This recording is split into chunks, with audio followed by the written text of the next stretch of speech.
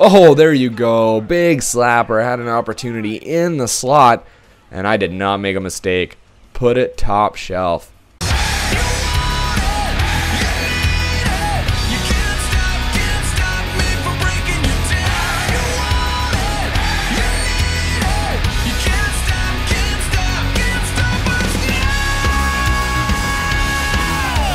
Hey guys, how's it going? It's Target here, coming at you with another club playoff game. This is game 2 of the February playoffs. I'm really sorry it's taken so long to get back to you guys with this series. It's been really busy, like I've said in my last couple of videos. It's been absolutely crazy trying to get everything taken care of and distributed, edited, you know, it's just been nuts. Anyway, while I was missing, or away I guess, we hit 1,000 subscribers, so first off I'd like to thank everybody for that. Helping us get to 1,000. It's great. This is just the beginning.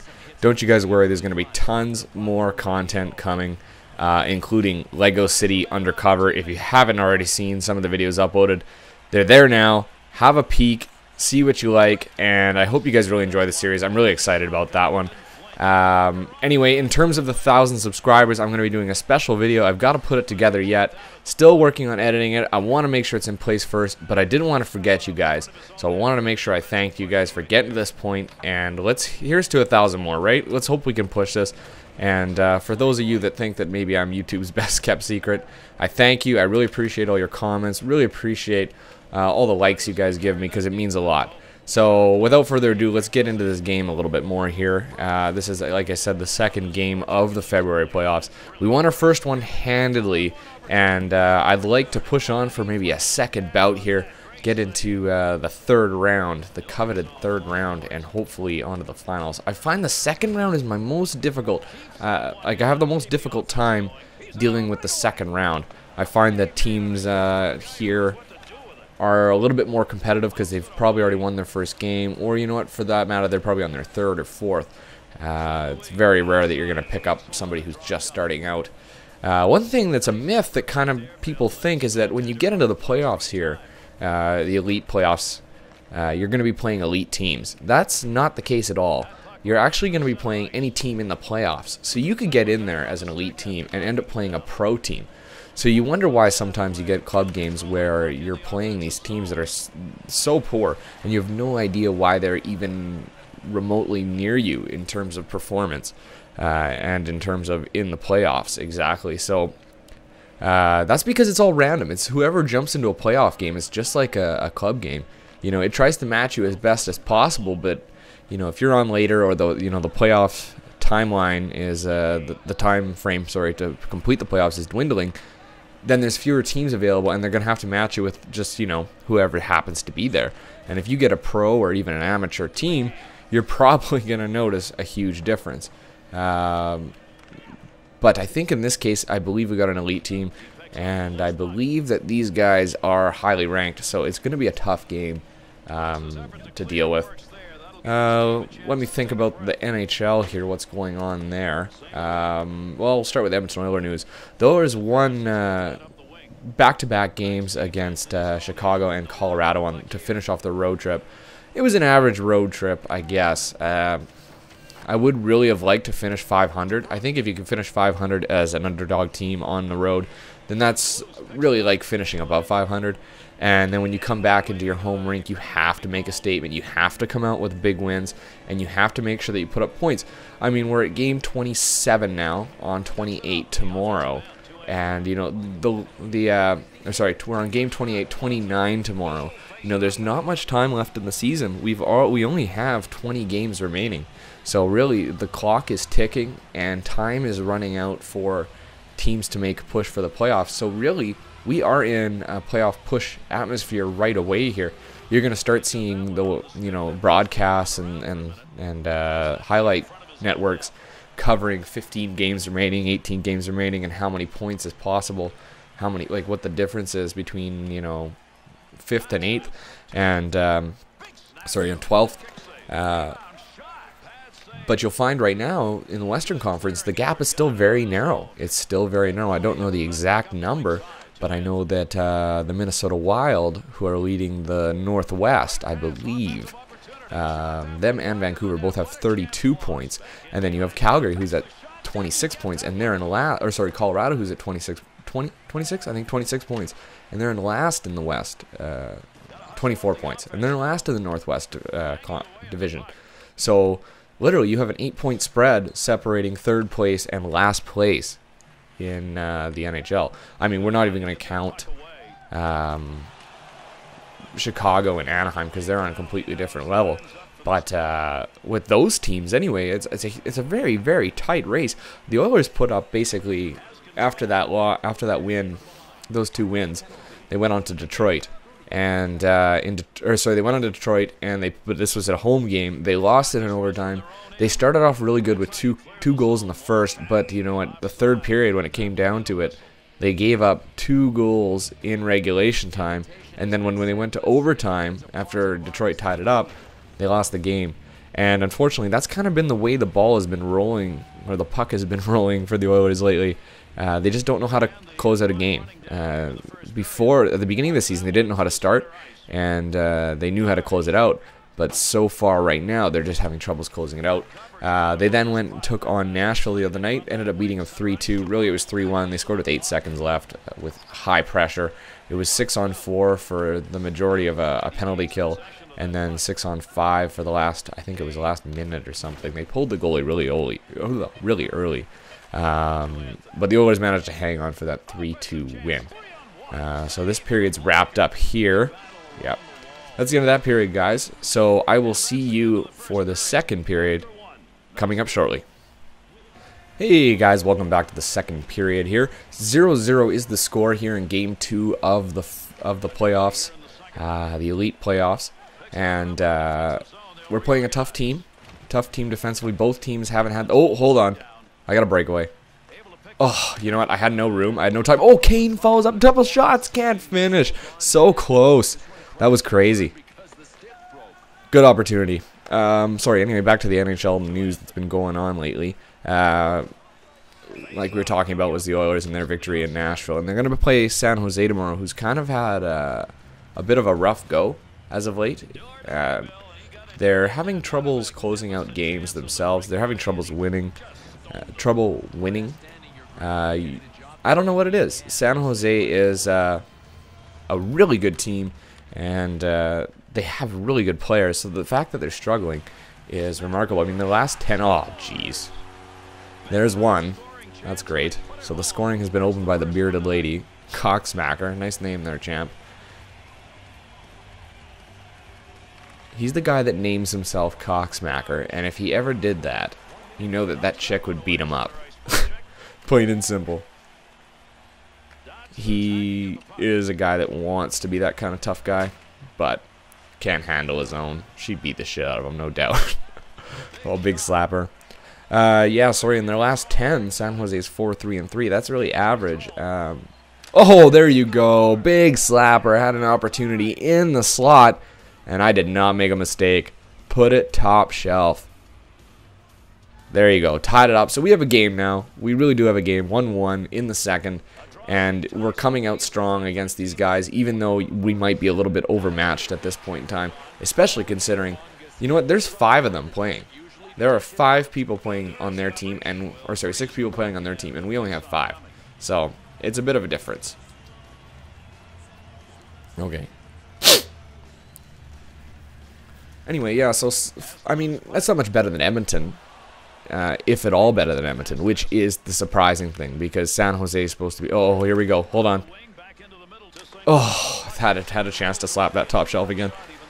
Now, San Jose's, you know, been the better team for the last 7 years. Edmonton slipped by them in 2006, but that's very lucky. Anyway, in other news, Corey Perry was suspended for his hit. A really, really late hit that ended up hurting him.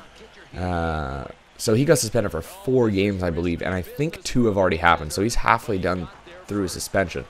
Oh, we just got a penalty. You know, so that's a bit of a news story there, I guess. One of the other things that kind of happened was the Vancouver Canucks, when they played Detroit the other night, they played in the Vancouver Millionaires jerseys, which they brought back for that date. Those jerseys are available on sale. You can buy them on NHL.com, and you can also buy them through a number of local retailers in Vancouver. I don't know what you can buy in terms of like if you live in a different city, but those are available. And I gotta say, I'm a big fan of like cream as an alternate color. I like to use it myself because, or sand, whatever color you want to call it. You know, it's kind of a beige. I really like that instead of using white. And I think in terms of the uniforms that they have, it just looks really, really nice. The colors match really well. The black and, or sorry, the red and the beige looks really good. And I mean, some people don't like them, and I'm not a fan of the stripes on the shoulders, but for the most part, I really like them. And they remind me a lot of like just really historic jerseys, you know. And the cream color kind of gives it a worn effect, with it still being neat and modern. You know, that's the nice thing about it. So I really like that they debuted those jerseys. Oh, close opportunity. Oh, couldn't finish. What else happened? Sidney Crosby signed an extension worth apparently over $100 million. I don't know the length of the contract. I do know, however, that for the next 2 years he'll be making $12 million per season. So that's $24 million over the course of the next 2 years. And then on to however long he happens to be signed by the team. So we're going to be seeing Sidney Crosby in Pittsburgh for a long time to come. And you know, that's the way, like, we knew that would happen. There's no way. And, you know, he's got a heavy contract now.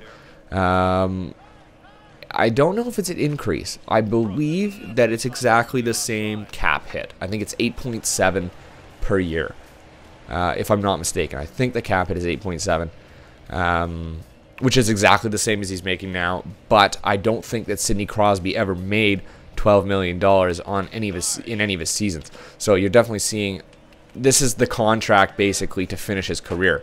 And that's kind of sad in itself because the guy's only played a few seasons already due to injury, you know. This is his first kind of full season back. It's not even a full season, you know. This is Sidney Crosby's first lockout, or was his first lockout, I guess you could say. And combine that with injury-riddled seasons, you know, it's going to really reduce his production, even though he's producing well over a point per game. That's amazing for any player. Oh, jeez. Let alone Sidney Crosby. And he's come back bouncing. I know the other day he had 5 assists in one game. Like, that's crazy. Get out of here. So, Sidney Crosby signed. That's good for the Penguins. You know that he'll be there to stay. Also, apparently Brodeur is... Oh, jeez. What's this guy's name? Swag YMCMB? Oh, my God. Where do these people come up with these names? I'm sorry. And then like another bearded lady. Come on. And assisted by Cocksmacker. And then Bill Clement. Like, I don't mind losing to teams, but you can tell people are douchebags when they've got names like this. I mean, we're down 2-1. This is definitely not over by any stretch of the imagination. Oh, for God's sake. Another penalty, guys. Come on. Smarten up.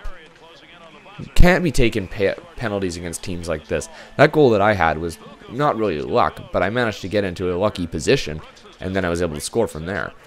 Who knows how many times we're going to be able to get into a lucky position, you know? You can't count on that kind of stuff. You got to make, you know, your own destiny, as they say, because you can't be taking penalties. There, I just drew one, and that's just by being aggressive on the puck. Holding onto the puck. I've still got it. Keep getting it back. Look at that. See, that's how you do it. That's how you draw a penalty, especially when you're killing penalties. Hold that puck if you can. Look, we're getting opportunities out of it on the shorthanded, and that was a really delayed penalty. You know, we can't be giving up penalties. We should not be in this situation of 4-on-4. We should always be 5-on-4 or 5-on-3 in our favor. Sorry, anyway, Brodeur is practicing again. He missed 12 games. Oh, you know what? That's the end of the period. We'll pick it up in the third, guys. Target audience here, 2-1. We'll see you on the other side. Hey, guys, welcome back to the third period here. 2-1, we're down at the moment. Lots of time left to tie this up, possibly force overtime, or even take the game in regulation. We need a strong push here, and we need to stop taking penalties. This is crucial if we want to win this game. So like I was saying, Brodeur is back practicing after missing 12 games. It does not mean that he's back playing. I do not know. He will not be starting against New York tomorrow, but he might be backing him up during that time. And then, you know, if he does back him up next game against New York, if he backs him up in New York, he'll probably play the game after that. So it's good. We need to see Brodeur back in the net. You know, this may be his last season, maybe not. He might have one more left in the tank. We'll have to play it by ear. But you definitely want to see veteran goaltenders like that playing as many games as they can. So, well, they can, you know. Oh, no. Oh, for God's sake. You don't do that save in close. You got to hold it tight, guys. Come on. We shouldn't be giving up breakaways, though. That was a tough one. It slipped right through. You can't be giving up breakaways. You can't blame your goalie for everything. You got to clamp down defensively and not give 1-on-0s, 2-on-1s. You got to keep it even or above. What else happened in the NHL? I don't know how much is going on. I know that David Krejci was hurt. He ended up leaving the game, I believe, if I'm not mistaken. Oh, for God's sake. 4-1. Come on. There's 2 quick goals for them. That's a hat trick for Swag YMCMB. The guy with the douchiest name besides Cocksmacker. Is that his name, Cocksmacker? Yeah, Cocksmacker. God damn. I hate losing to teams like this. 4-1. We need 3 goals now. It's pretty much like a miracle on ice at this point. It's just frustrating. It's just frustrating. You know, the biggest thing that's killing us in this game is the penalties. If we weren't taking so many penalties, this game would be, you know, 2-1 at most. And, you know, whether you're losing by 4-1 or 2-1, people say it doesn't make a difference. You still try. People get defeated. They feel defeated when they're way down like this, and you can't come back as easily. You know, it feels like such a mountain to climb. And just getting 1, well, that'll bring the game within 2 goals. Like, there's another penalty. Like, this is nuts. Too many penalties. This is their 6th power play. The 6th power play that they've had this game. That's crazy. They probably didn't have 6 power plays in their last 5 games. You know, and unfortunately, it leaves me trying to have to do something offensively because all I have is the computer. And it's me against 5 of them, basically, you know, and I'm trying to drop it off. I'm trying to kill time. I'm trying to do what I can, but not everything's working. And I don't know. It's just really frustrating, this game. Really frustrating. This is good. Out in our, I'm not counting my chickens at this point, but out in our first, or our second game, not going to the finals at the very least is disappointing. I wanted an elite finish this year. With 7.5 minutes left and 3 goals to go, that's basically a goal every 2 minutes of simulated time. I don't see it happening. I'm definitely an optimist. I'm not a pessimist, but I'm also a realist. And I realize that this is probably not going to end well, even with full strength at this point, if we can stay out of the penalty box, which does not seem to be something that's possible. We're giving up 2-on-1s, we're giving up breakaways, making our goalie work for everything, plus all the penalties, not to mention. It's just a poorly played game in general. I'd like to at least get 1 more. Let's make it a little bit respectable. 4-1 looks like a blowout. 4-2 looks like, you know what, you probably came very close, and you're high oh my God. I guess I really shouldn't be surprised. That's another friggin' penalty for us. Is that the computer that took that one? Holy. We can't even get a break. Ah, there it is. There's nothing we can do about that. Goalie's rebound dropped right in front of the net. It's so difficult to control a rebound, especially as a human goalie. I find the computer goalies can kick them wherever the hell they want, and it's always away from your player for the most part. But when it comes to human goalies, those rebounds, they drop right in front, no matter what your rebound control. You can't blame the goalie for that one. The only thing you can do is blame our penalty killers for not getting in there and clearing out the garbage, because that's the big thing, is being there, bothering the offending players, you know, making sure that they don't have an easy time getting to the net, and then, you know, knocking away the garbage that comes. Well, there's a good shot. But with 55 seconds left in the third, oh, it definitely does not look very good for us. For Colin Oxmacker. So stupid. And I'm not just saying that because they're beating us. I'm saying that because that's a douchey name. That is a douchey name. And I'm all... Oh my god, that was close. And I'm all for comedy. I like funny names, but that's dumb. Come on, people. And there's another penalty. At this point, does it really matter? Is that on Sportsman? Yeah, on Sportsman like penalty. Someone was trying to pick a fight. I couldn't tell who it was. You know, at this point, like, does it matter? Not really. It's just still upsetting to see how many penalties we had. I think we had 8. Are they going to get a penalty for that? They just tripped us. Are they going to get a penalty? Of course not. Oh, yeah, it was. Okay, never mind. So we did get the tripping penalty at least. But, you know, they're just more disciplined than us. They outplayed us. 5-1 is terrible. And you know what? I'm definitely not saying that this team didn't deserve it. They definitely deserved it. They outplayed us. They stayed out of the box. As douchey their names are, they still deserve the win. Whoa, jeez. And, oh, here we go. Hold on. One more goal. Oh, and he saved it. Not that it would have mattered. Anyway, guys, thanks for watching. I'm Target here. More great content coming. I will see you guys later. Have a good one.